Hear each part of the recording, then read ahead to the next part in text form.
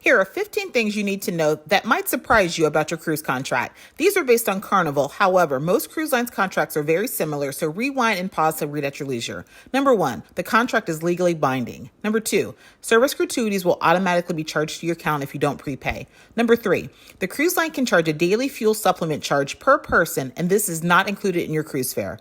Number 4, the cruise line is not responsible for advising you of any required travel documents. Do your own due diligence or use a trustworthy travel advisor. Number 5, you must complete the voyage. If you decide to stay in one port and not complete the cruise, you can receive some hefty fines.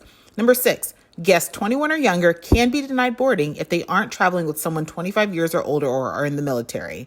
Number 7, if you have committed any violent crimes in the past, including murder, sexual assault, domestic violence, you will be denied boarding. And yes, booking your cruise, you automatically consent to a quick background check. Number 8, you, your luggage, and cabin can be inspected at any time. Failure to do so will result in you getting put off the ship at the next port.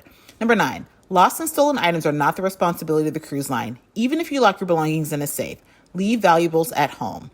Number 10, marijuana and cannabis are not allowed at all. There are canine dogs in some terminals and on some ships sniffing it out. You will be denied boarding. Number 11, private health insurance is not valid on board. Get travel insurance. You will still pay out of pocket, but you will get reimbursed.